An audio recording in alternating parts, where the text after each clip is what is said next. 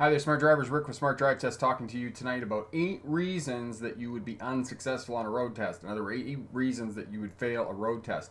And this is for both passenger vehicles and CDL drivers, those going for a bus or truck driver license. Stick around. We'll be right back with that information.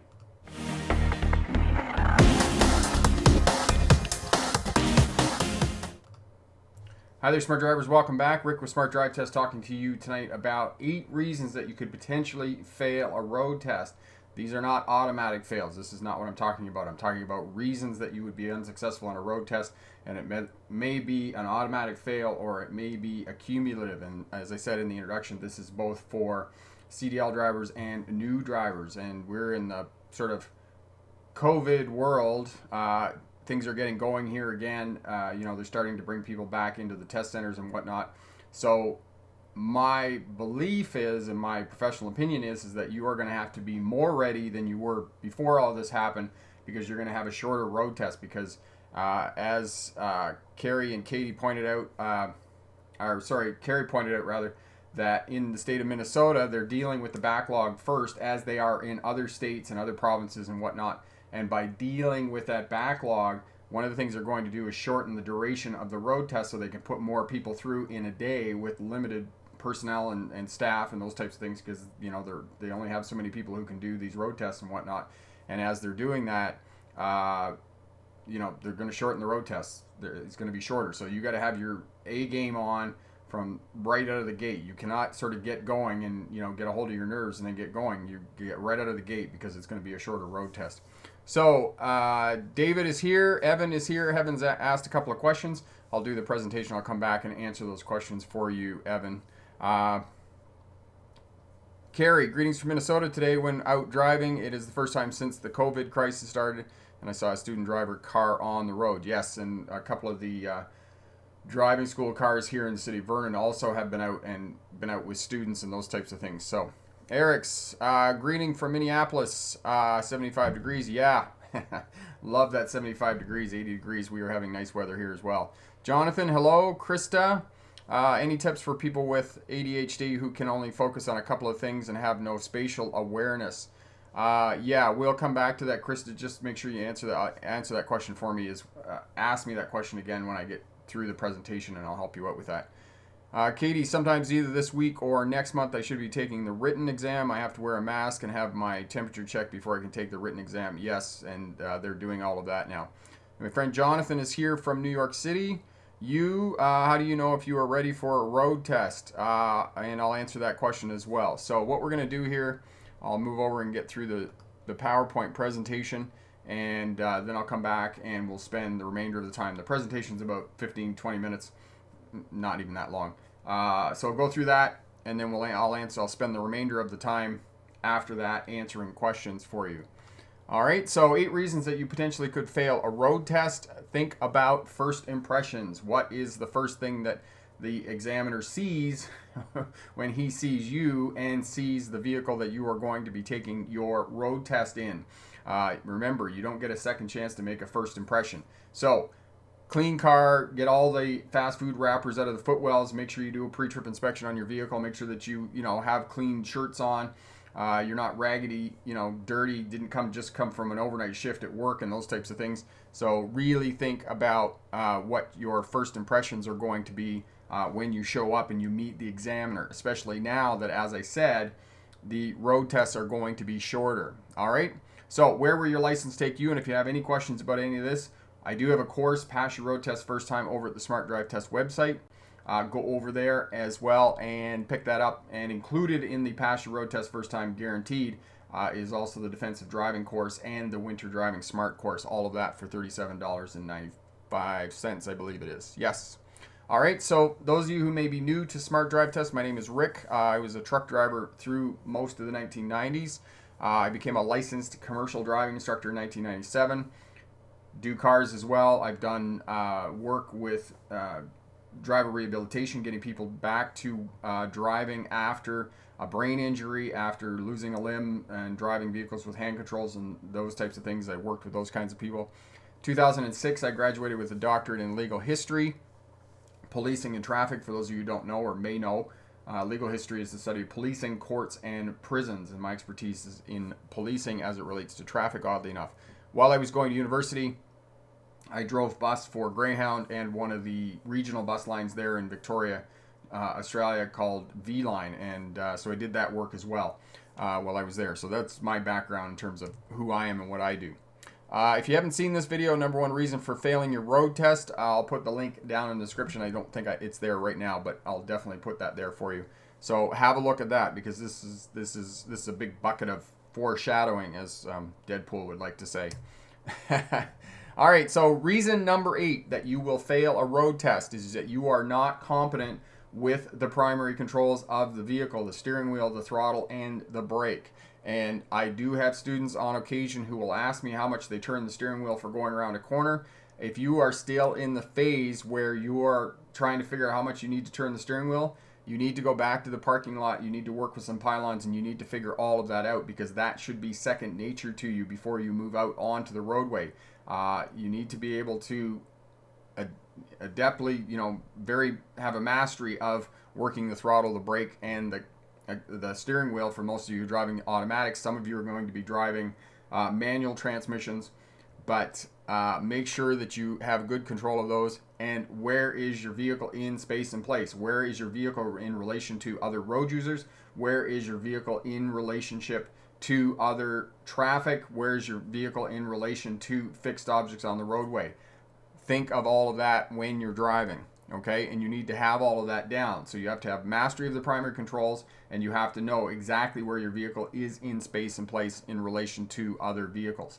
So that's number 8. That's the reason you could potentially fail your road test, because if you're poor on any one of those, then it's unlikely that you're going to be successful.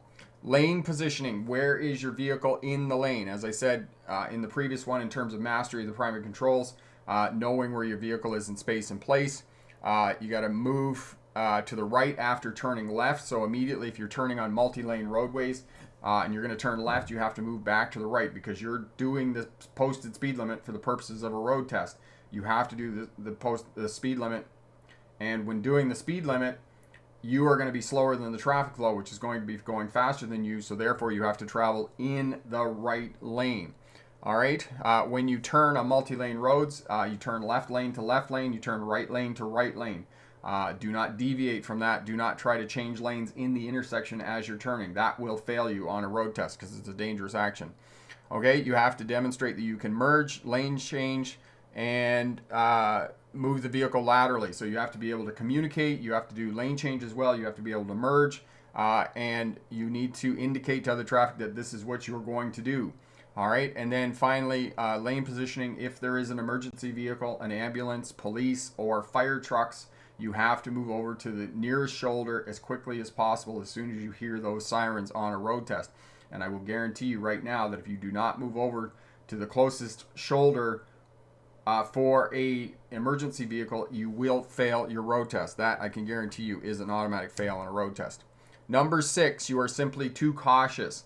I get this one quite a bit with students asking me about, the examiner was being unfair because they were being too cautious and whatnot. And you were driving below the posted speed limit, 5 kilometers an hour below the posted speed limit. Now, keep in mind that when you're on your road test and you're already driving the posted speed limit, you're already below the flow of traffic. And if you're 5 kilometers an hour less than the posted speed limit, you're still going to be driving even slower, and therefore you're going to be even more of a hazard. You're not going to be predictable on the roadway, so you need to travel there. So know that if you are too cautious, this is just as bad as being aggressive on a road test. So it demonstrates to the examiner most of the time that you haven't practiced enough and you're not confident with what you're doing, so you're driving too cautiously. All right. Number 5 is observation, shoulder checks. You must shoulder check twice for every turn. You must shoulder check twice for every lane merge. You have to shoulder check twice for every time that you move the vehicle sideways. If you don't do that, you will fail your road test. And I have lots of people who do not shoulder check when they're driving and on the road test, and they come back and they're watching the shoulder check video trying to figure out how to do it. Know that for the purposes of a road test, you must shoulder check. If you don't shoulder check, you're going to be unsuccessful on your road test. All right, looking far down the road, monitoring your gauges, looking out the rear window when you're reversing, and make sure that you look out the rear window before you put the vehicle in motion. This is the number one reason why people crash, not only on a road test, but at other times, is because they put the vehicle in motion before they look. So make sure you look first and then back up. All right, so speed control also is part of observation, because you're going to be observing, you're going to be looking far down the road. In, check your gauges, far down the road. Both shoulders. In, check your center mirror. Down the roads, check your wing mirrors, and then far down the road. And part of your scanning pattern is that every 8 to 10 seconds you need to be doing that repetitively, and therefore you're checking your instrument panel, you're checking your gauges, and it indicates to the examiner that yes, in fact, you are observing correctly and you're managing your speed well. So that's what you need to do in terms of observation. Number 4, road signs. You conduct an action on the roadway contrary to a sign. Now, let's just clarify one thing about driving examiners real quick here. Let's just clarify that driving examiners are not there to trick you, okay? Now, just 1 minute. My thing is stuck here, so I'm just going to reboot this. If I come out, if it drops off here, just know I'll come back, okay?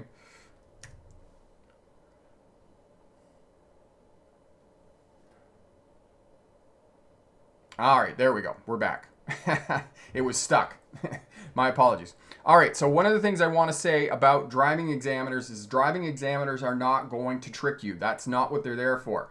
Yes, some are ogres and they're a real stickler for detail and driving and those types of things, but they're not out to get you. They don't have a quota of the number of people that they have to fail. They don't say, okay, we got this month, we got to fail 8% of drivers are coming in for a road test. They fail you because you're not ready. I guarantee you that. It's very, very unlikely. It's like less than 1% of 1% that they are out to get you and that they have a quota that they have to fill. That's simply not the case. Most of the time, driving examiners are going to be fair. They're going to give you a fair shake because they're not vested in you, right? They don't take a dislike or a like to you. This is just them. You know, you have to realize that driving examiners come in out to the vehicle every day. They climb in and out of at least 15 to 20 cars every day with different drivers who are going for the road test. They don't have a grudge against you. I mean, unless you're swearing at them and giving them attitude at the beginning of the test, it's not going to happen. But if you do everything right, you know, you put on a clean shirt, you put on some deodorant, you combed your hair, you know, you gave the car a wash, and you got all the fast food wrappers out of the footwells, and, you know, everything works on the vehicle when they do their mini pre-trip, you're going to be successful on your road test, okay? If you do all of that right. Examiners are not out to get you, okay? And probably next week what I'll do is I'll talk to you a little bit more in depth about driving examiners. Okay, so reason number 4 for failing a road test is conducting an action contrary to a road sign. For example, whatever reason you misinterpret what the examiner said and you turn left at an intersection where there's no left turn sign. That's extreme. That's probably not going to happen. But I mean, I don't know. You might get nervous and then they will. Okay. If you're speeding for too long, for example, if you're driving 5 kilometers an hour over the posted speed limit and you're not correcting that within 10 to 15 seconds, again, you're not going to be successful in your road test. Excuse me. You're not taking note of stop signs, correct stopping positions at stop sign intersections. There's 3 positions at stop sign intersections. You're not observing at school zones. You speed through a school zone. I guarantee you that's an automatic fail on a road test. When school is in session, you don't have to obey them when the school's not in session, just when school is in session here. And know that for those of you here in the province of British Columbia, next week, the kids are going back to school in June for 3 or 4 weeks. Road markings, railroad crossings, all of that. Again, here in Vernon, where I live, we have stop signs at many of the railway crossings, so know that as well. Okay? Strike a fixed object on a road test is an automatic fail. And this happens a lot in test centers where the student has to back the car into a parking space. And generally what they do is they'll put a concrete barrier behind them. If you strike that concrete barrier, that's an automatic fail on a road test. So what you need to do is, if you're unsure of how far back the car is going to go, then simply stay forward a little bit. You might lose a demerit or 2, because you're stuck out of the parking lot a little bit, but it's better than striking a fixed object, because you strike a fixed object during these slow speed maneuvers, parking, 3-point turns, parallel parking, and those types of things, you will be failed on your road test. Excuse me, sorry. And I say in the parallel park video that if you touch the curb, that's not a fail. You can pull forward and adjust. But if you bang the curb and you knock the examiner out of his or her seat, that is a fail. If you push the rear tire up over the curb on a parallel park, that is a fail on a road test. Okay, so know that for the purposes of your slow speed maneuvers. All right, reason number 2, dangerous action. If you block an intersection, if you enter an intersection and you cannot clear that intersection before the light turns red, that is an automatic fail on a road test. It's also considered a dangerous action. If you back up at an intersection, say for example, you come up to the intersection, the light turns yellow, you slam on the brakes and you're over the crosswalk, and you think, oh my God, I gotta back up. As soon as you put that vehicle in reverse, automatic fail on a road test. Anytime the examiner intervenes is an automatic fail on a road test and considered a dangerous action. If you're lane changing and you have insufficient gap because you didn't communicate well, you misjudged, you didn't observe correctly, automatic fail on a road test. Your action causes another road user to take evasive action. For example, you make a left-hand turn, you misjudge the gap, and the other driver has to touch the brakes and slow down, then that is an automatic fail for you on a road test. So know that as well, that all of these dangerous actions could potentially cause you to fail a road test. And the number one reason for failing a road test, you simply don't know what's on the test, okay? You must know what's on the test for your particular test center. Every test center is different, right? And I know that some of you will say to me, well, the test in California is different than the test in Toronto, Ontario, Canada. Yeah, it's going to be different. But I will also tell you one step further, every test center in California is going to be slightly different than the one beside it. They are not going to do the test consistent. It's also going to be different between examiners. And so if you're unsuccessful in your road test and you go and take it with one examiner, the next time you go back, it is unlikely that you will take your road test with the same examiner again. You will have a different examiner and the test will be slightly different. So you need to know what's on the test. And the other piece of information that I'll give you here is that 50% of people who do not take driver training, some form of driver training, and here at the Smart Drive Test YouTube channel, this is some form of driver training. If you don't take driver training in any form, you are going to fail your road test. There's a 50% chance that you're going to fail. If you take some form of driver training and do some studying and do some work with a driving instructor, your 95% pass rate. We know that at driving schools that we have a 95% pass rate for those students who have worked with a driving instructor, taken some form of driver education, and are going to take their test. They're going to be successful on their road test. If you don't, 1 in 2 chances of failing, okay? So make sure that you do some form of driver education, whether that's watching the videos here on Smart Drive Test, hiring a local driving examiner, or a driving instructor rather, to take you out on the test route and conduct a mock road test before your actual test date. Because if you go and hire a driving school for an hour or 90 minutes, in a few days before your road test, they'll take you on the exact route where they're going to take you for your test. They'll also point out all of the places that you need to pay attention.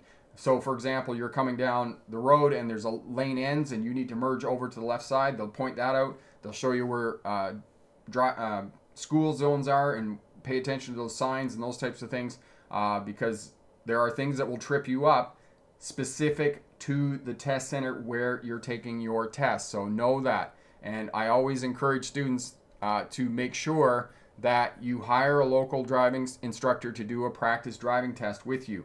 The money invested is it's just money invested in yourself, and it's absolute gold. I cannot stress this enough, to hire a local driving school to do a practice driving test before you go for your road test. This is in the case that you don't take driving lessons, obviously. If you're taking driving lessons, it's going to be a different ball game there. All right, so bonus, lane positioning, blocking intersections, and dangerous actions. I already talked about all of this. It's kind of a review of what I was saying previously, that you need to be in the correct lane. You need to have good space management. Do not enter an intersection. So, for example, say you got behind a transit bus and this transit bus stops on the far side of the intersection because that's where they stop, and you entered into the intersection, the light turns red, automatic fail on a road test. You commit a dangerous action. You don't stop for an emergency vehicle. You cut off another car. Accidentally, you're driving too fast. You're driving 5 or 10 kilometers an hour over the speed limit for the whole road test. Same thing, 5 or 8 miles an hour in a car, and you're not adjusting that. Automatic fail on a road test. All right. So again, pass your road test first time is available over at the Smart Drive Test website for $37.95. Pass your road test, guaranteed you'll pass. It's a 6-week course. It outlines everything that you need to do to be ready for your road test and be successful. As well, we throw in the defensive driving and winter driving course. And for those of you in the southern states and places near the equator, if you take the winter driving course, all of the techniques and strategies for winter driving will work for driving in fog, driving in hail, driving in heavy rain. Those strategies and techniques will work for that as well. So it's not, it's not like, oh, I don't get winter, it's not going to help me out. Yes, it will help you out with night driving, driving in rain, driving in fog, any type of inclement weather. It will help you do that. Driving in tornadoes, driving in forest fire conditions. That winter driving course will help you do all of that. All right. And good luck on your road test. And remember, pick the best answer, not necessarily the right answer. And we'll just transition back and we'll spend the rest of the time here answering questions. I'm not sure if this thing is locked up again. It looks like it is. I'm not sure why it's not working tonight as well as it has been in the past. So, all right. So let's answer some questions here. We'll go back to Evan's question. Evan says if your front tire, if you're across the crosswalk when you're sitting to wait to turn or proceed through an intersection, will you fail your road test? It depends. If that's where you stopped because the light was red, then yes, it's a good chance that you're not going to pass your road test because you're in the wrong stopping position. You need to stop before the stop line. However, if you were about to enter the intersection, you got up there and all of a sudden the light turned yellow and you brought the car to kind of a screeching halt and ended up across the crosswalk line, it's not likely you're going to fail your road test. You might lose a couple of demerits, but you're not going to fail your road test in that sense. All right, and following distance in inclement weather, if you're driving in rain, Evan asks here. Now, stopping so you can see the tires of the vehicle in front of you making clear contact with the road surface is for when you're stopped. That has nothing to do with following distance. Following distance is something different, and you need to follow 2 to 3 seconds behind vehicles in front of you for the purposes of a road test and to keep yourself safe after you get your license. And as road conditions deteriorate, the weather, the traffic, those types of things, you want to increase your following distance. So if it's raining heavy and you're driving, you may want to increase your following distance out to 4 or 5 seconds. So that's what you need to do there. Okay, traveling photographer, do you think ICBC would think about converting Class 7 to Class 5 without a second road test if they had no infractions? It was backlogged before they closed up for COVID. Traveler, I don't know whether they will. So far, the only places that I'm aware of that have waived the first road test, the first on-road test, are Wisconsin and Georgia. If anybody else knows any other places that have done this, let me know. We can put that information out there for people. But at this juncture, I don't think that ICBC is going. They haven't indicated anything in their public relations indicating that that's what they're going to do. Where do I get my first license plate and sticker from Ontario during this time? You can probably order those online for the MTO. Just go on the MTO website and have a look there. The MTO is the Ministry of Transportation in Ontario there. Okay, excellent. Sam, I keep having trouble in keeping a steady speed on the highways. Any advice?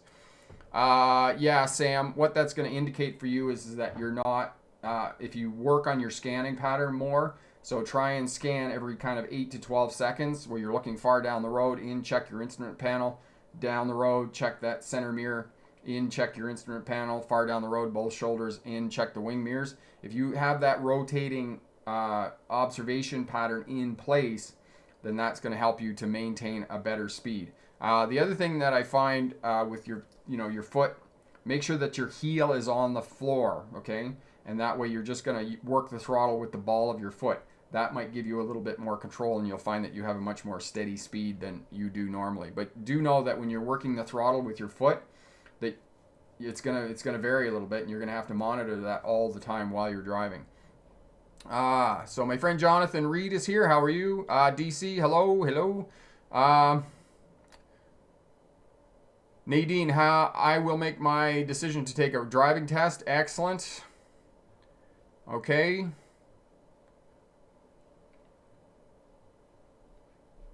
Okay, where do I get my first license? Okay, we already answered that question. Krista, super helpful video. How to help with spatial awareness. Are people with ADHD more accident prone?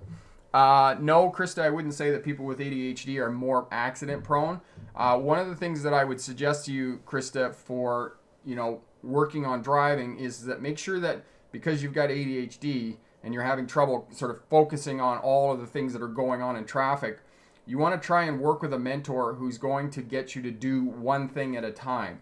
And the other thing that I would suggest, with that ADHD, is to do a lot of work in the parking lots with pylons and working on your mastery of the primary controls and working on spatial awareness. And there's a couple of videos here for learning to drive a car for beginners, and there's some exercises there that you can do. And I would spend a lot of time because you really want to know where your vehicle is in space and place, and you want to have mastery of the primary controls before you head out on the roadway and you start putting all of those other bits in the mix, where you're having to deal with other traffic and whatnot. And if you can really, really hone in on that, working in the parking lot, working with pylons, then that is really going to help you out when you get out onto the roadway, especially when you have difficulty concentrating on one thing at a time. And then, once you've done that work in the parking lot, then what you can do is when you go out onto the roadway, make sure that you start in, low traffic places, in suburbs and those types of things, and work on one thing at a time. So you go out for, say, a 20-minute a practice session, just 20 minutes, keep it 15 to 20 minutes, keep it short, and just work on one thing at a time. So work on right-hand turns. All you're going to do is do right-hand turns, and then you're going to work on left-hand turns, right? That's what you do in terms of learning. And the other thing, Krista, that you might consider my course, Pass Your Road Test First Time over the website there. And the other thing is that you'll have access to me to ask me questions and, kind of pick my information that I can give you to kind of guide you and help you out when you're working with mentors and other people. Okay. Jaden, I was saving my dad. Car wash went on. Someone in the old Jeep almost hit me and I reached just in time by going off the road a little bit. Yeah, that's excellent, Jaden, that you weren't hurt. I'm really glad to hear that and that you were able to avoid the crash there. So we're happy to hear you're all good. I'm sure it was a bit of a learning lesson, but you did the right defensive thing. I mean, just move to the right side of the road as far as you can to get out of the way, and that way you're going to stay safe. Awesome. If I go through a yellow, but as I am going through inside the intersection, the light turns red, is this illegal? Yes, that is a good question, and there's a video here. Corey will put the video up for you on yellow lights. If you go through the intersection and you look up as you're in the intersection and see the light go red, yes, that is considered going through a red light on a road test. And if you do that for the purposes of a road test, unfortunately, you're going to be unsuccessful. You will fail. Katie, if the light changes red while you're going through the intersection, should I go through the intersection? Will I fail the road test? Yes, you will, Katie. Yes, if you go through the intersection and you look up through the top of the windshield and you see that light go red, that's a fail on a road test, because what that means, most yellow lights at most intersections are somewhere between 5 and 7 seconds. That means that yellow light has been illuminated for quite a length of time, enough time for you to get stopped and get slowed down. Know for the purposes of a road test that yellow and red are the same color. If it's yellow, you need to get your vehicle stopped, okay? Know that a vehicle cannot stop in its own length, right? No vehicle can, whether it's a truck, a bus, or car, it cannot stop in its own length. So if you're one vehicle length from the intersection and the light turns yellow, go through and make sure you're scanning, you're keeping yourself, safe and whatnot, and make sure that before you, so you're going to go through, if you're one vehicle length, let me just start over again because I think I made that more confusing than it was. If you're one vehicle length away from the intersection, you have to go through when the light turns yellow. But if you're farther back than one vehicle length, then you have to bring the vehicle to a stop. And for the purposes of a road test, it could be a bit aggressive in terms of you trying to get that vehicle to a stop, okay? And it's a bit tricky, but if you do some driving and you're on roads and those types of things, you're going to get the hang of it after, quite a bit of driving. I'm saying like 10 or 20 hours of driving behind the wheel. You'll encounter enough yellow lights that you'll get the hang of this, right? And this is another piece of what I'm talking about, that you're too cautious on a road test. You just don't have this nuance in place when you're taking your road test. And the reason that I'm kind of hammering away at this, that you want to be really practiced up for the road test, because like I said, because of the backlog at these test centers now, because of COVID-19, you're going to have all your ducks in a row, and you're going to have to come out hard out of the gate. You don't have time to warm up and get good, right? That's just not a luxury you have anymore now that we're in the post-19 era, and they're trying to get more people through in terms of the road test. Okay? Krista, you're most welcome. And all the best. Let us know. Keep us informed. We'll definitely help you out. Adco, you're most welcome. How do some people end up and travel on the wrong side of the roads? That I don't know. People do some strange stuff on roadways that I have, some days I just shake my head and wonder how they do that. Okay. Carolyn, can you buy a car in the state of Michigan without a license? Carolyn, you probably can. I would need to check this information for you, and I would suggest that you check it as well. You can buy the car, but you can't drive it. You would need somebody else to go with you. You would need a parent or other trusted friend or somebody who was going to put a license on the vehicle, and they would have to drive the vehicle. So I don't know how you would get around that, buying the vehicle without a license, because you wouldn't be able to drive it anywhere. So you would need somebody else that would have to be able to drive it for you. But like I said, I would have to do some research on that for you in the state of Michigan. And my friend Tim from Drive Smart BC, make sure that if you have any questions here in the province of British Columbia in terms of rules, road rules, hard legislation, and traffic, cases, he does a lot of really interesting stuff with cases that have been heard in court. Head over to Tim's website there, Drive Smart BC, and have a look at that. He's got some great information. How to avoid a side sweep accident. I think you're talking about T-bone crashes. One of the things you need to do in terms of T-bone crashes for the most part happen on left-hand turns at intersections. You have to make sure that you have enough of a gap, okay? And at bigger intersections, and this is so I'll just talk about left-hand turns here briefly before I get it back into that about how to avoid T-bone crashes. There's two schools of thinking when doing a left-hand turn. One of the schools of thought is that you move into the intersection and move up as far as you can. I don't agree with that, because if something happens or something goes wrong while you're executing your left-hand turn, you're in the intersection and you're most likely going to end up in a crash. What I teach students is to put, when you are proceeding on your left-hand turn, you put the front tires on the front crosswalk line. The reason for that is that you're committed to the intersection, but you're not in the intersection if something goes wrong. And then what happens is you're watching the traffic come towards you. You're seeing the gap. There's my gap. I'm going to be able to make my left-hand turn at the gap. Then what happens is you start to move forward into the intersection to meet the gap. So you need to move forward, meet the gap, and then when you make your left-hand turn, you have some speed up. You're probably going to make the turn now at 20 kilometers an hour or 15 to 18 miles an hour, and that way you're going to be in the path of conflict for a less amount of time. So you're going to make your left-hand turn faster, and you're going to be at less risk of being T-boned in the intersection, as opposed to moving into the intersection and starting your left-hand turn from a dead stop. Because now you're not going to make your left-hand turn from a dead stop. You're going to have some momentum going, and you're going to be able to make that left hand quickly, and you're going to reduce your chances of being involved in a T-bone crash. That's one of the things you want to do. The other thing you have to do, and I will say this again and again until the cows come home, do not enter an intersection unless you have scanned that intersection. So when you're coming up, and this is important for a road test as well, left, center, right, and left again, because if you're going to get T-boned at an intersection because another vehicle has ran the light, they're going to come from the left for those of us that drive on the right side of the road. For people on the left side of the road in the world, it's going to be the other side, obviously. It's going to be right, center, left, and then right again, okay? So know that you need to scan the intersection before you enter the intersection. Otherwise, you could potentially be T-boned at an intersection. All right. Jaden. Also, Rick, when I was doing my driving around, I want to go to my hospital where I work, and 2 of my coworkers were happy to see me drive. Awesome. It must be very empowering, Jaden, for you to be able to get in your car and drive around now and see your friends and those types of things. It's really great. It's really awesome. Katie, you're most welcome. Always my pleasure. Alex, the people that administer these tests mostly aren't nice people. That's why you might fail. They don't care. Alex, again, that's not true.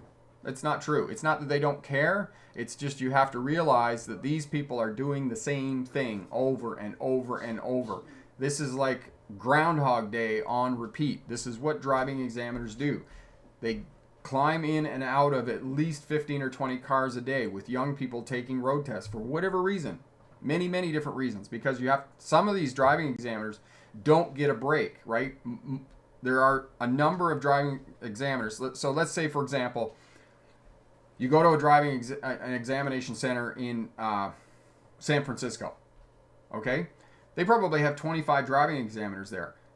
Of those 25 driving examiners, probably 15 of them are the only ones that do the higher class license. So you have 10 driving instructors that all they do 7 days or 5 days a week, every day that they are at work, they get in a car, they do the road test, they get out of the car, and they decide whether you pass or fail. Most of the people are going to pass. 95% of the people are going to pass. 5% of the people aren't going to pass. It's not a very interesting job. I hate to say it, but being a driving examiner is not a very interesting job. Okay?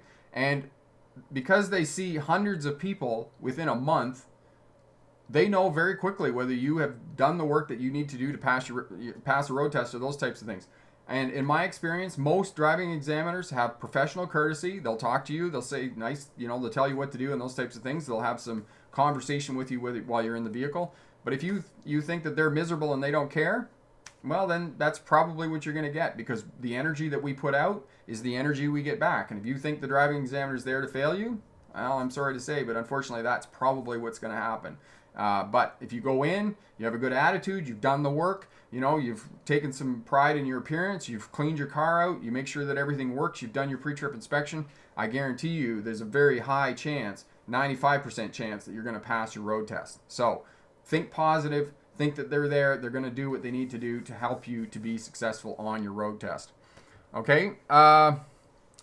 Is it a must to pull your handbrake on the manual every time while waiting for the light to turn green? Oh, where are you in the world? In some places in Europe, yes, it is.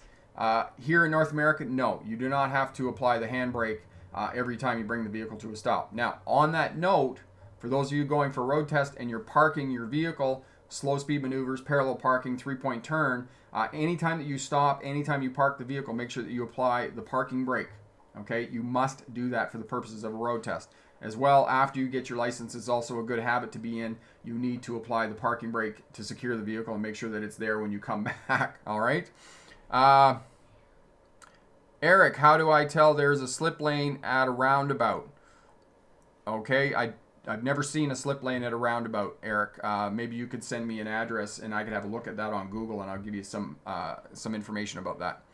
Jaden, well, unfortunately, my dad lets me borrow his truck, but I'm going to get a new car as we speak. Brilliant. Anything that you're looking at, Jaden, for a new car?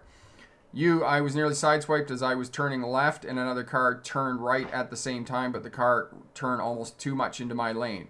Yes, excellent. There you go. Okay, and this goes for everybody else to keep yourself safe.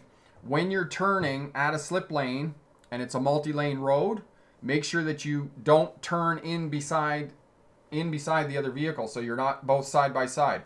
So the car turning here and you're turning here, this vehicle turns, and then you want to turn in behind him. So when you do that, you want to turn into the spaces between the other vehicles that are turning.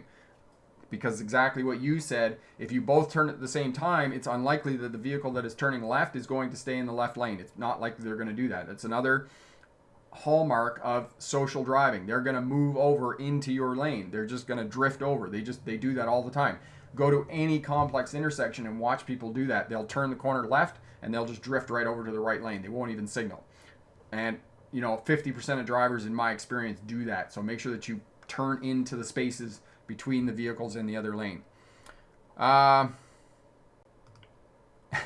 So Jaden's getting an SUV. Excellent. My instructor car was badly damaged in January while waiting for the light to turn green due to a T-bone accident that caused one of the cars to crash into my instructor.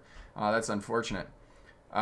Increase because of this. I don't know the details of insurance, but I do know that if you have a crash in a car, as a rule and most of the time, your insurance is going to go up and it's going to be expensive, unfortunately. If I get into an accident in a rental vehicle, will my personal insurance and driving record be affected by this? Yes, it will, because the insurance companies track any crashes that you might have, and if they're tracking those, they're going to go on your personal insurance, and it's going to affect your personal insurance. So know that for the purposes of driving, just try and stay safe. Try and keep your driving record as clean as you can, because you want the lowest possible insurance rates that you can get. And insurance is expensive for new drivers. It's incredibly expensive. And we've talked about this previously about car insurance, and I've had some people tell me that their insurance is like $500 or $600 a month for insurance, which is just, I thought my insurance was expensive. So there are some ways that you can reduce the amount of money that you're going to pay for insurance for a vehicle. One of the ways you can do this is get yourself an older car that if something happens to it, you're not going to pay collision. Okay, so there's 4 different kinds of insurance that you're going to get on your car. 2 of them are mandatory. So you need public liability and property damage. Public liability insurance for car insurance is that if you go down the road and you hit somebody and they sue you, that's public liability. Okay? And then property damage. So you drive down the road, you crash into somebody else's car, and you are deemed at fault, and the other vehicle needs to be fixed. Then that is property damage. Those 2 types of insurance, public liability and property damage, are a must for insurance on your vehicle. You have to have those. All right. The optional insurances that you can buy, fire and theft. Okay, those are optional, and collision. Those 3 types of insurance are all optional. Fire and theft are not too expensive. They're not crazy expensive. They might cost you another $50 a year for fire and theft insurance for each one of those. So it would be $50 for fire insurance and be $50 for theft insurance. Collision, on the other hand, is the type of insurance that if you crash your car into a telephone pole, for example, you were driving late at night and you fell asleep at the wheel, drove off the road and drove into a hydro pole, a utility pole, then they'll pay to fix your car. Right? However, as soon as you put comprehensive, what it's called comprehensive or collision insurance on your vehicle, your insurance doubles. So if your insurance is $2,000 a year and you put comprehensive insurance on, you have comprehensive, it's going to cost you double. So if you have an older car that if you write it off, it's not a big deal, then don't have collision insurance on your vehicle, because it's just too expensive, especially for new drivers, because it doubles the cost of your insurance. All right. So those are some ways that you can lower the cost of your insurance, is by having an older vehicle and then just have public liability and property damage on your vehicle. That's going to save you some money. All right. Jaden, hey Rick, stay tuned on your Facebook group, because I have a couple of friends that are getting their driver's license as well. Awesome. We'll definitely help them out, Jaden. We'll definitely get them going. Personal insurance, but instead a rental car insurance. Okay, so your rental car insurance generally, first and foremost, I believe in most places you have to be 25 years old to rent a car. I don't know any insurance companies any rental companies that will rent you a car unless you're 25 years old. I may be wrong. It might be 21 in some states in the U.S. and whatnot. If anybody knows any information about this, but believe me, if you're in a crash and there's a police report or there's some sort of report, there's a chance they may not pick up on it, but most of the time they're going to pick up on it. So I would try and keep your driving record as clean as possible. Kendall, still waiting for Chicago DMV to open, so we're still waiting for Illinois to get going here. We'll try to pass the test on my first try, but I hear people say different things about taking the road test. I need to know the exact things I need to focus on while taking the test. And Kendall, we have a course for you that will definitely guarantee that for you.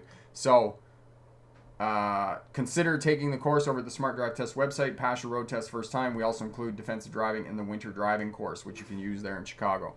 But pass your road test first time is a matter of just doing the work, okay? You just got to show up and do the work. It was talking about driving, talking about getting ready to pass a road test. Somebody was talking to me the other day about starting a YouTube channel and getting going on a YouTube channel. And it was actually one of my mates from jiu-jitsu, going to doing martial arts. And people will say the same thing. Oh, how do I get good at fighting? How do I get good at martial arts? How do I get good at YouTube? And, I looked at him and I said, starting a YouTube channel, building a YouTube channel is no different than jiu-jitsu. I said, you show up, you go to class, you do the work. Same thing with YouTube. You show up, you do the work, you post the videos, and your YouTube channel is going to grow. It's going to do the work that it will do what it needs to do. It's the same thing with learning how to drive. You show up, you do the practice, you do the lessons, you're going to learn how to drive. And if you do enough research and you talk to the right people, like me and other qualified driving instructors and driving and personnel who work at driving schools, you do all the work, you do the research, you put in the time and energy, you're going to pass your road test first time. Yes, there's a lot of different things that you have to do in order to pass your road test successfully first time. But if you have the attitude that this is what I'm going to do, this is what's going to happen, and you go in and you say, yes, I'm going to take away the examiner's right to fail me, you're going to pass your road test. You're going to do it. You're going to be successful. And I'm always willing to help you do that 100% here on this, and you can ask me questions and those types of things, and I'll do my best to answer your questions and make sure that you are successful in doing that. Jaden, I'm going to do a picture and send it to you on Facebook. Excellent. That would be great, Jaden. We're looking forward to that. If my G2 expires in a few days, what should I do? You need to get in contact with the MTO before your license expires. Go online, look at their website, see what it says, see what you need to do, but get in touch with them, and you'll be able to do that. Get your license renewed so it doesn't expire. Productions, thank you so much for the help me get my permit. I was having so much trouble with doing my turns. Awesome. That is really great that you got your permit, and we're so happy for you. Awesome. Manual versus auto, which is better? Personally, I like manual transmissions. It's a preference. It really is a personal preference. We know that here in North America that 85% of cars are automatic transmissions and 15% are manual transmissions. If you go to other places in the world, you go to Europe, for example, it's going to be reverse. 85% of the cars in Europe are manual transmissions and 15% are automatic transmissions. So if you're thinking about traveling the world, then what you want to do is you want to learn how to drive a manual transmission, because if you go to Europe and you want to rent a car, you're going to have to know how to drive a manual transmission, because most likely it's going to be a manual vehicle. So what I would suggest to you is not worry about learning how to drive a manual transmission while you're working towards getting your license. Get your license first and then learn how to drive a manual transmission. That's my counsel for you. Katie, how can I get better at turning? Katie, work on the exercises in the Learn to Drive for Beginners video, and Corey will put that up for you, and that will help you with getting better at turns and just doing those slow speed maneuvers around the pylons. And my favorite exercise for learning how to get better at your turns is to do the forward figure eights around the pylon. And when you get comfortable with that, doing those forward, I'm doing the motion down here where you can't see it on camera range. So when you do forward figure eights, right, around the pylon. So you put a pylon, one at each end, and you just basically drive figure eights around the pylons. When you get really good at that, do it in reverse, and that will really mess with your head. And once you do those reverse figure eights, and you can do that well, you're going to be ready to go out on the road, and you'll find that your turns do improve. Because what you're having trouble with, Katie, is you're having difficulty with, you're not completely comfortable with the primary controls of the vehicle, and you're not 100% sure where the vehicle is in space and place. All right. Jaden, waiting for my Florida DMV to come open so I can get my friend from my work a driver's handbook. Jaden, those handbooks are online as well, right? You know that it's a PDF version. You just type in driver's handbook Florida and the handbook will come up. Eric, rental car centers. Yes, 25 or older. They asked too if your insurance is paying for the rental. No, see your insurance card. Yes, thank you, Eric. And the other thing about insurance for rental vehicles, sometimes I know that my insurance card will provide insurance for covering the vehicle, so I don't have to use their insurance, because buying the rental car insurance is quite expensive, as opposed to, you know, it's even more expensive than insurance for your personal vehicle. So know that. Okay.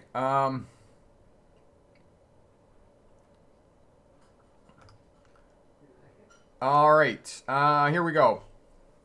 Why you like manual, just to hear your thoughts. Okay. The reason I like manual transmission is because I like to be in control of my vehicle. For example, I like to be in control of the transmission.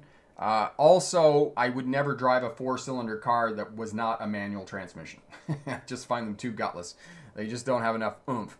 As well, I like manual transmissions in the wintertime. I find you have much more control of the vehicle in the wintertime when you're driving a manual transmission. And finally, the other thing, I mean, car manufacturers can tell you anything they want. They can tell you this till the cows come home. They can tell you that automatic transmissions will get better fuel economy than manual transmissions, but I don't know how that is. Yes, with modern vehicles and electronic sensors and all those types of things, yes, some automatic transmissions will get really good fuel economy. But the thing is that with an automatic transmission, it's essentially a hydraulic pump. You're using hydraulic fluid to turn a turbine, and that's how you move the vehicle forward. I don't think they're as fuel efficient as manual transmissions, because the manual transmissions are a direct drive. There's 2 plates in there, and when you push the clutch in, the 2 plates come apart. You can shift the transmission. When you let the clutch back out, the 2 plates go together, so you have direct contact through the drivetrain with a manual transmission. And it's just a personal preference as well, probably left over from me driving truck, that I like manual transmissions better. So that's my personal reason about why we drive those vehicles. Okay. Kendall, I see younger people driving, and if they can do it, I can. Yes, you can, Kendall. Absolutely. We can help you get a license. Ellen, on my last test, I failed because my turn, they say, were too slow, but my trainer said no gas on turns. Ellen, that's not true. That's not true. No gas on turns. You may have misinterpreted, or he or she didn't explain it well to you. What I would suggest, Ellen, is to do some work in the parking lot with the pylons. See that video about learning to drive a car for beginners. As well, look at the right and left hand turn videos, and those will definitely help you out. Okay, Nelson, Rick, would you still be interested in doing videos with handicapped equipment? I have all you need. Calgary and Nelson, I am going to take that down, and I will probably take you up on that, because all my plans this year for going overseas, unfortunately, went with the COVID-19 when they shut down all the flights. 403 861 4873 4873. Now, if I did come down, Nelson, to do those videos, what I'll do is I'll call you, and we can discuss this outside of the live stream here. But I want to thank you for that. That is such a generous offer, and it will really help out a lot of people who need hand controls. And we can do that for you, and definitely get you some publicity and get it out to other people to help you out. So, and Corey's put my email up there. If you have any questions about the course, have any questions that I can help you out with, definitely send me an email, and I'll do what I can to help you out. Sam, thanks for all the info. You're most welcome. How do you make lane change and merging during very busy roads, meaning the traffic is going very slowly during peak hours? Yes, you have to communicate, keep your signal on, and when your signal doesn't work and somebody won't help you out by creating a gap for you, then start crowding the left side of the lane. Once you crowd that lane and right to the left side, and you have your signal on, it's going to freak the other person out, and they're going to leave a space for you. So that's what you do in busy traffic. Jaden, Rick, I'm still trying to learn manual stick shift, but hopefully my dad will help me learn. Yes, and definitely, Jaden, have a look at the videos here on manual transmissions as well, and that'll help you out. Epic, my friend, how are you? Your videos are helpful for someone taking a road test. When I took my road test, I ended up doing social driving etiquette, such as rolling stops, which caused me to fail. Should I go for road test service? I'm not sure, Epic, what you mean by road test service, but you've been on the channel here and watching all of the videos, and you know now that you don't do rolling stops at stop signs for the purposes of a road test. You know your stopping positions. I think, Epic, you've watched enough of the videos now. You are more than ready to be successful on a road test. I failed my road test because I merged at 100 kilometers an hour. 100 kilometers an hour? Oh, dude, excuse me. And you were going too slow. Weird. I suspect it was more than that. Okay. So let me just elaborate on this point a little bit. You need to understand that when driving examiners give you feedback and you were unsuccessful on your road test and they give you one thing, they don't have a whole lot of time to go over all the little things that you potentially did wrong on your road test. So know that. They're picking the biggest things, and they can only pick, say, one or two things that they're going to give you feedback on.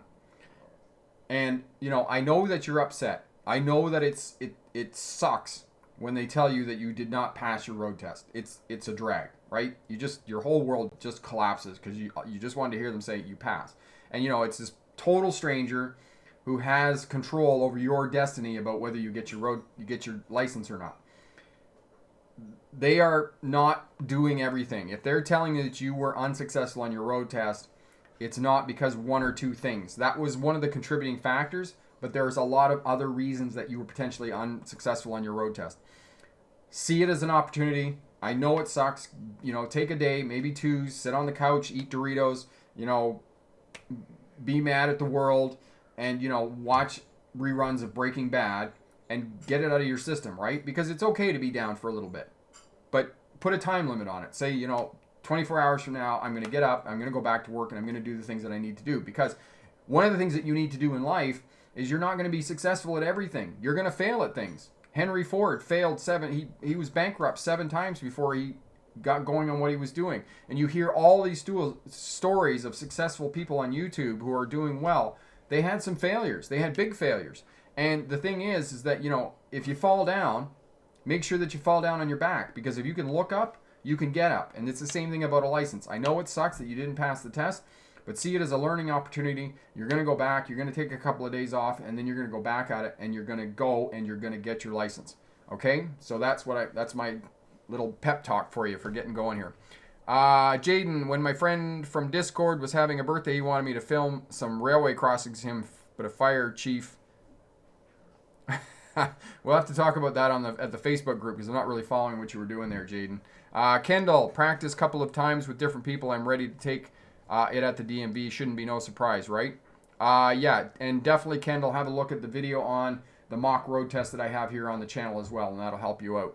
Okay, last week I was going through a green and another driver ran the red. I was able to avoid the crash by an inch, but by suddenly braking in the intersection. Yes, okay. And again, scanning intersections before you enter them, that'll help you out as well. Kendall, is one hand or two hands safe to control the wheel? Kendall, for the purposes of the road test, you must have two hands on the steering wheel for the entire duration, for the duration of the test. The only time you can take a hand off the steering wheel is if you're driving a manual transmission and you're shifting. Otherwise, both hands on the steering wheel at all times. Epic, what is meant by a road test service is that on the day of your road test, a driving school will do the road test prep with you at the road test site you're scheduled. That should clarify my comment. Oh, okay, so I see what you're doing, a road test service. So it's like a practice driving test where the driving school instructor takes you down in their car and they do a little prep test for you at the beginning. Yes, okay, so now I know we're on the same page now, Epic. And if you're doing driving lessons with a driving school and you're going to use their car for the road test, that's generally what happens, is they'll take you down and do a little prep for you before you get going here. Jaden.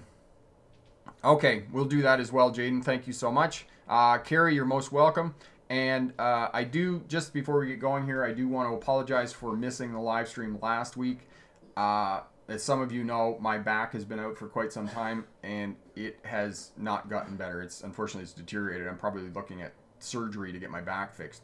So I did want to apologize about that and just let you know what's going on in my life here. And my mom has actually been here visiting from Ontario for the last couple of weeks, so that's been incredibly helpful. And I just want to thank everybody for the support, and good wishes here. And we're going to get this going here and get back on the horse, so to speak. CA, young drivers won't repay my road test fees that I took with someone else. The ICBC. Okay. CA, maybe the best thing to do about that there is to email me, or the other thing that you can do is get in touch with the driver training unit at ICBC. That's who you need to talk to, because they have inspectors who that's what they do, is they monitor driving schools. So if you have a grievance with a driving school, definitely get in touch with the driver training division of ICBC, and that'll help them out. Hi, people. You want to sit down? Yeah. Okay. So we're just going to wrap up here. Kendall, after you get your license, is one hand safe to control? Yes, it is. Kendall, after you get your license, you can use one hand. There's no reason you can't in this day and age. Okay? Today I was walking. Today I was doing... we made some cake. Wait, what type of cake? We made strawberry cheesecake with graham cracker crust. And we also did, what else did we do? I went to the bathroom.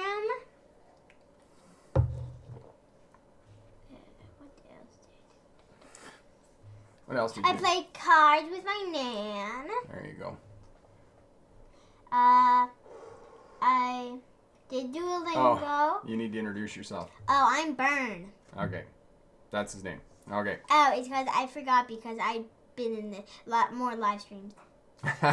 Yeah, but you have to realize that there's new people here. You have to introduce yourself. Oh. Yes, new people here. Okay, I'm Bern. For the people who don't know. All right. But some people might know me here. Yes, he's my son. Okay, Ellen.